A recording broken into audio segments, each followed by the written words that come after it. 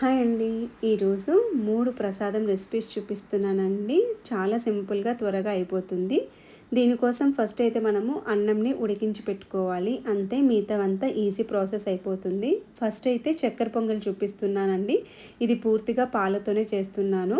So, నేనైతే ఒక 250 ml వరకు పాలు తీసుకున్నానండి. ఆ పాలు ఇలా మరుగొచ్చేటప్పుడు మనం ఉడికించి పెట్టుకున్న అన్నంని వేసుకోవాలి. నేను ఒక 3 గరిటెల వరకు వేసుకున్నానండి.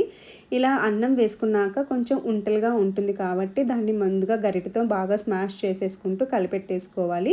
అలాగే కొంచెం సిమ్‌లో పెట్టేసుకొని మనము ఒక 2 పొంగులు వచ్చే వరకు ఉడికించుకోవాలండి. అలా వచ్చిన తర్వాత దీంట్లోకి తగినంత చక్కెర కూడా వేసేసుకొని బాగా మిక్స్ చేసుకొని లో ఫ్లేమ్‌లోనే మనము ఇంకొక 5 నిమిషాల వరకు మంచిగా ఉడికించుకొని కన్సిస్టెన్సీ కొంచెం దగ్గరకు వచ్చేంత వరకు ఉడికించుకొని దీన్ని తీసేసి పక్కన పెట్టుకోవాలి.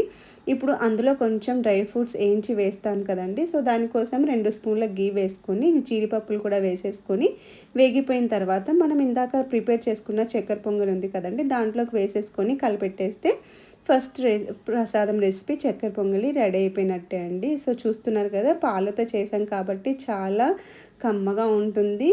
చాలా బాగుంటుందండి. కన్సిస్టెన్సీ అనేది కూడా అలా చల్లగైన తర్వాత కూడా కొంచెం అలాగే ఉంటుందన్నమాట.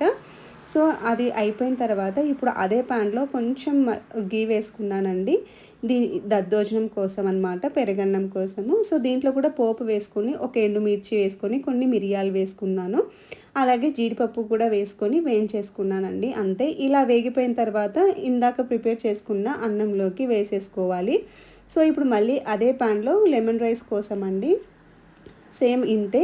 కొంచెం ఆయిల్ వేసుకొని హీట్ అయిన తర్వాత పోపు గింజలు వేసుకోవాలి. అలాగే తరిగి పెట్టుకున్న పచ్చిమిర్చి చీలికలను కూడా వేసుకొని ఒకసారి వేపుకొని ఇందులోకి ఇంకొన్ని పల్లీలు అలాగే కొన్ని జీడిపప్పు గింజలు కూడా వేసేసుకొని వేపుకున్నానండి. అంతే, లెమన్ రైస్లో ఇలా పల్లీలు కానీ జీడిపప్పు కానీ కొన్ని వేసుకుంటే తినేటప్పుడు పంటి కింద పడుతూ మనకు చాలా రుచిగా ఉంటుందన్నమాట.